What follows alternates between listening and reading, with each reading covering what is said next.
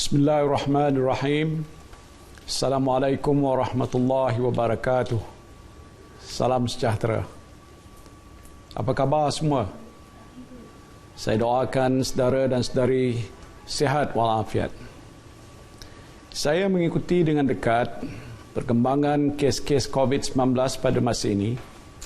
Saya pasti saudara dan saudari seperti juga saya sentiasa mendapatkan perkembangan terkini mengenai situasi penularan COVID-19 di negara kita. Saya hari ini bersiaran secara langsung melalui Facebook Live.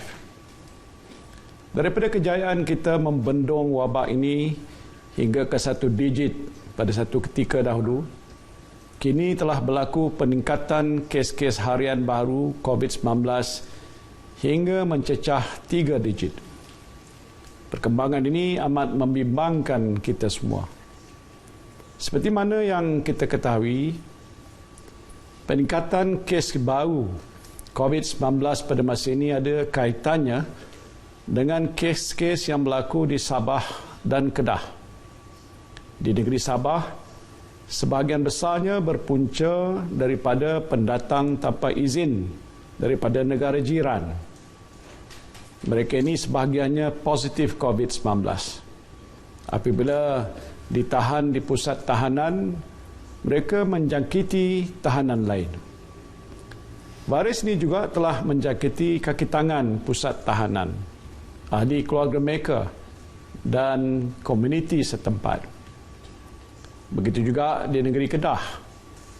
Virus ini sebahagian besarnya merebak dalam kalangan tahanan penjara, selain terdapat kluster-kluster baru dalam komuniti. Kerana itu, bilangan mereka yang positif COVID-19 meningkat secara mendadak sejak beberapa minggu yang lalu. Saya akui kempen pilihan raya di negeri Sabah juga menjadi antara punca peningkatan kes-kes COVID-19. Pilihan raya negeri Sabah terpaksa diadakan apabila Tuan Yang Terutama yang di-Ketua Negeri Sabah membubarkan Dewan Undangan Negeri Sabah pada 30 hari bulan Julai yang lalu. Ini sesuatu yang tidak dapat dielakkan kerana kita tertakluk kepada peruntukan di dalam perlembagaan. Pilihan raya mesti diadakan dalam tempoh 60 hari selepas Dewan Undangan Negeri dibubarkan. Dan ini tidak boleh ditangguh. Saya sedar Suruhanjaya Pilihan Raya Malaysia telah menetapkan SOP tertentu bagi memastikan wabak COVID-19 tidak merebak akibat kempen pilihan raya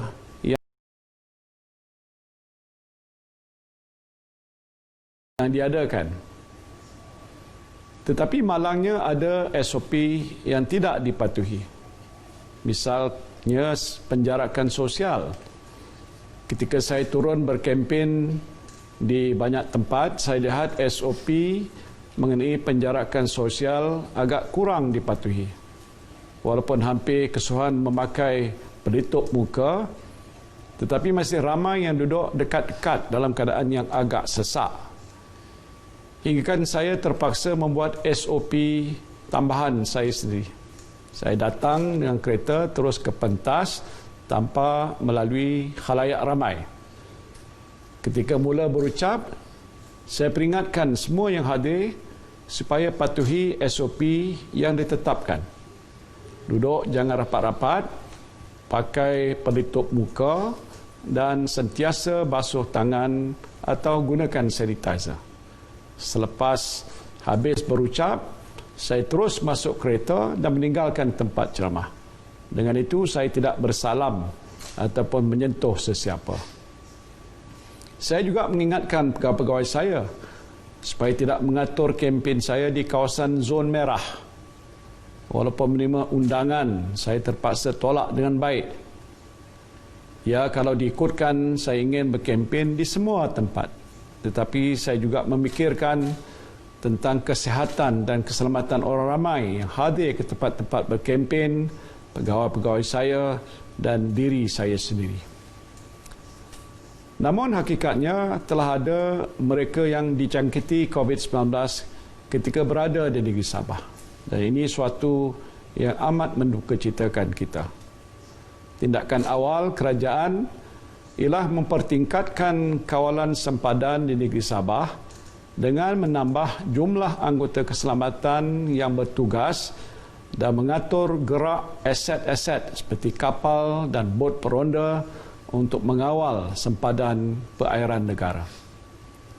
Beberapa daerah di Sabah dan Kedah juga telah diisytiharkan kawasan perintah kawalan pergerakan diperketatkan secara bersasar atau Targeted Enhanced Movement Control Order untuk menghalang wabak ini daripada menular ke tempat-tempat yang lain. Kerajaan juga mewajibkan mereka yang datang daripada Sabah supaya melakukan ujian saringan ketika mereka tiba di lapangan terbang. Petugas Kementerian Kesihatan juga akan membuat penilaian risiko ke atas setiap individu yang tiba.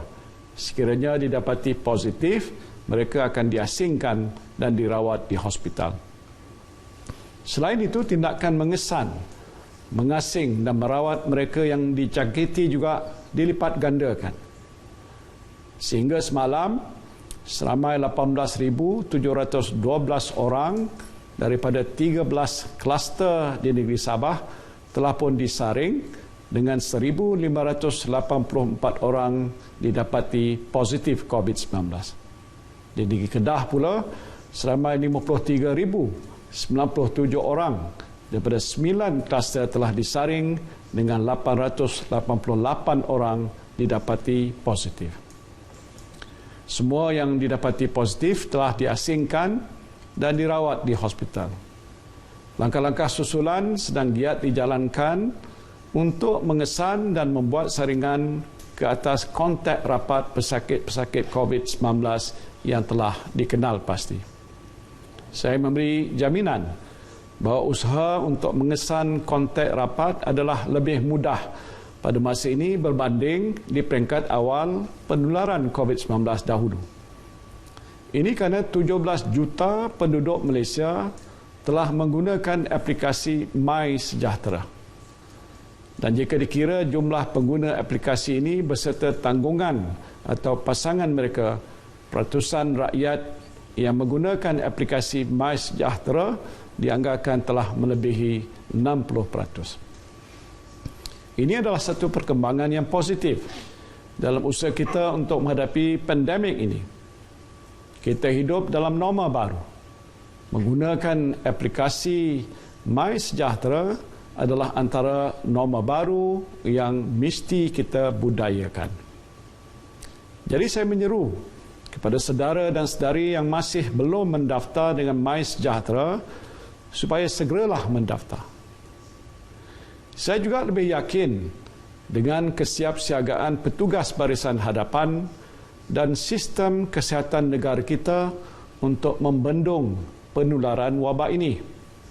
Saya diberitahu oleh Ketua Pengarah Kesihatan Tan Sri Dr. Nur Hisham bahawa kita mempunyai ventilator, PPE, peralatan dan ubat-ubatan yang mencukupi. Jumlah katil di hospital-hospital yang dikhususkan untuk merawat pesakit COVID-19 juga mencukupi dengan kapasiti penggunaan pada masa ini sekitar 29% sahaja. Dan ini bermakna sistem kesihatan di negara kita lebih bersedia pada masa ini untuk menangani penularan wabak COVID-19 di dalam komuniti berbanding pada masa lalu. We are now better prepared than before in terms of experience and manpower. We know the behavior of the virus better and we have enough facilities and equipment. But we need to break the transmission of the virus. And the best way is to stay at home, especially in areas where targeted control movement order is enforced. We must flatten the curve. We did it before, and I firmly believe we can do it again. Saudara dan saudari yang saya kasihi sekalian, mengenai isu kuarantin Saya ingin tegaskan, tidak ada double standard dalam mematuhi arahan kuarantin. Saya sendiri pada masa ini sedang menjalani kuarantin di rumah setelah saya mempengerusikan satu mesyuarat yang dihadiri oleh seorang menteri yang kemudiannya disahkan positif COVID-19. Ini adalah SOP yang telah ditetapkan oleh Kementerian Kesihatan Malaysia. Sebagai Perdana Menteri, saya tidak terkecuali daripada tertakluk kepada SOP. Ini adalah kali kedua saya menjalani kuarantin di rumah sejak pandemik COVID-19 melanda negara kita. Saya mesti patuh kepada peraturan. Bersama-sama saya yang dikandaki menjalani kuarantin di rumah ialah 7 orang menteri dan 6 timbalan menteri.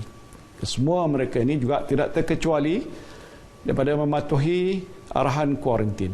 Mereka mesti patuh kepada peraturan dan tindakan boleh diambil sekiranya mereka ingkar.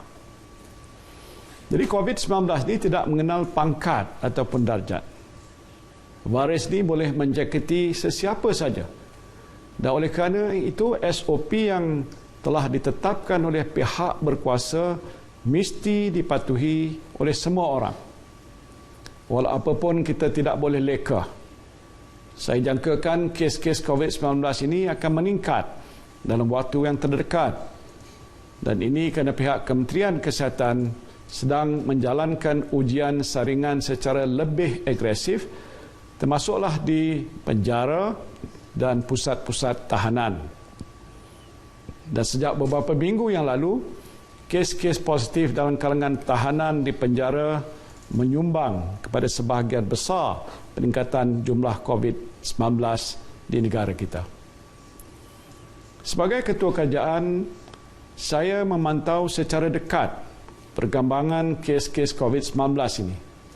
Saya akan membuat keputusan-keputusan penting untuk membendung virus ini daripada terus menular dalam masyarakat kita.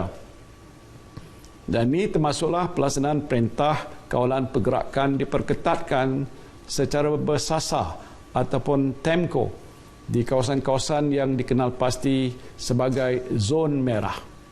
Walaupun berada dalam kuarantin, saya mengadakan sidang video secara harian dengan menteri-menteri dan pegawai-pegawai kanan kerajaan untuk mengurus COVID-19 ini. Ini adalah keutamaan saya pada masa ini. Inilah norma baru yang sering kita perkatakan. Yang penting ialah kita mesti bersama-sama dalam mengharungi keadaan yang sukar pada masa ini. Saya harap saudara dan saudari tidak mudah panik atau membuat kesimpulan sendiri berhubungan situasi yang sedang dihadapi oleh kita semua. Elakkan penyebaran berita-berita palsu yang boleh menyebabkan kita keliru. Keputusan-keputusan yang dibuat oleh kerajaan, khususnya menerusi sidang khas Majlis Keselamatan Negara mengenai pengurusan COVID-19 ini adalah berasaskan kepada data, kepada fakta yang dikumpul menerusi sumber-sumber yang berotoriti. Saya tahu ramai di luar sana yang ingin memberikan pandangan kepada kerajaan mengenai pengurusan COVID-19 kerana anda semua prihatin. Ada yang menghantar mesej secara peribadi kepada saya.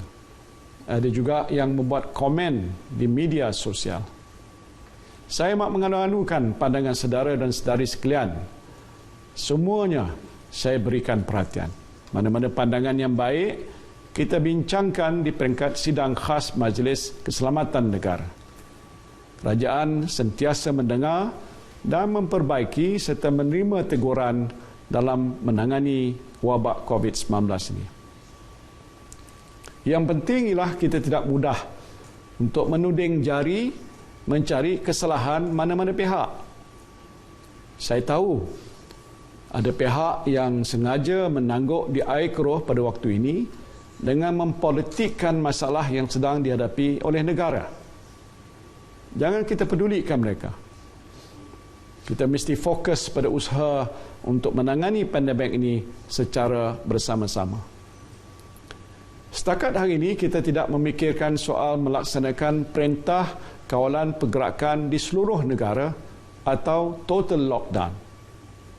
Langkah ini jika dilaksanakan sekali lagi boleh membawa kesan besar yang dikhawatiri akan meruntuhkan sistem sosial dan ekonomi negara. Na'udzubillah. Apa yang akan dilakukan oleh kerajaan ialah melaksanakan perintah kawalan pergerakan diperketatkan secara bersasar di kawasan-kawasan yang dikenal pasti mempunyai kes-kes COVID-19 yang tinggi. Dengan ini, aktiviti ekonomi dan sosial di kawasan-kawasan lain yang tidak terjejas boleh diteruskan dengan amalan SOP yang ketat dan penguatkuasaan undang-undang yang tegas. Saya percaya kesiapsiagaan sistem kesihatan kita akan membolehkan kita menangani penularan COVID-19 tanpa perlu kita menutup sektor-sektor ekonomi yang pernah kita lakukan sebelum ini. Setakat ini proses pemulihan ekonomi berjalan dengan lancar. Apa jua keputusan yang diambil kerajaan perlu mengambil kira kepentingan 15 juta rakyat kita yang sekarang ini keluar bekerja. Ini penting bagi menjamin kelangsungan hidup rakyat dan kestabilan ekonomi negara. Saya tahu ramai ibu bapa yang bimbang mengenai anak-anak yang hadir ke sekolah. Setakat ini kerajaan memutuskan untuk menutup sekolah-sekolah di kawasan zon merah. Kawasan-kawasan yang zon merah tersebut adalah Kota Kinabalu, Penampang, Putatan, Tawau, Lahad Datu, Kunak dan Sempurna di Sabah. Kementerian Pendidikan Malaysia pula sentiasa memantau keadaan kes COVID-19 di sekolah di seluruh negara. Jika ada sebarang kes COVID-19 melibatkan warga sekolah, KPM akan bekerjasama rapat dengan Kementerian Kesihatan Malaysia dalam menanganinya. Dan dalam hal ini, Kementerian Kesihatan akan memaklumkan kepada Kementerian Pendidikan langkah-langkah yang perlu diambil bagi menjamin kesihatan dan keselamatan murid, guru dan kaki tangan sekolah. Jika perlu, keputusan mengenai penutupan sekolah di seluruh negara akan dibuat di peringkat sidang khas Majlis Keselamatan Negara mengenai pengurusan COVID-19 setelah menerima nasihat daripada Kementerian Kesihatan Malaysia. Sekiranya terdapat keperluan untuk menyekat pergerakan rentas negeri, sidang khas Majlis Keselamatan Negara akan berbincang dan juga membuat keputusan mengenainya. Saya memberi jaminan notis yang mencukupi akan diberikan kepada orang ramai sebelum sebarang keputusan dilaksanakan supaya tidak ada siapa yang terkandas. Saya diberitahu mesyuarat MKN yang dipengusikan oleh Datuk Seri Ismail Sabri, Menteri Kanan Pertahanan pagi tadi, telah membuat keputusan untuk menyekat pergerakan antara negeri Sabah dengan Semenanjung, Sarawak dan Labuan yang akan berkuat kuasa mulai hari esok. Setelah berbincang dengan Datuk Seri Ismail Sabri, saya telah membuat keputusan untuk memberi lebih banyak masa sebelum sekatan ini dilakukan. Keputusan ini saya buat bagi mengelakkan ramai penumpang yang bakal terkandas akibat kesuntukan masa membuat perubahan kepada jadual perjalanan mereka. Dan tarikh baru sekatan pergerakan antara negeri Sabah dengan Semenanjung akan berkuat kuasa mulai 12 Oktober 2020 jam 12.01 tengah malam hingga 25 Oktober 2020. Kerajaan juga sedang meneliti cadangan untuk menghadkan majlis dan perhimpunan orang ramai bagi mengurangkan kebarangkalian jangkitan wabak COVID-19 ini. Ini termasuklah persidangan-persidangan besar, kenduri kahwin serta majlis perhimpunan orang ramai. Walau bagaimanapun, kerajaan akan mendapatkan input daripada KKM terlebih dahulu sebelum melaksanakannya, termasuklah cadangan mengadakan SOP tambahan jika perlu. Yang amat dikehendaki pada masa ini ialah kita semua mesti patuh kepada SOP dan arahan yang dikeluarkan oleh kerajaan.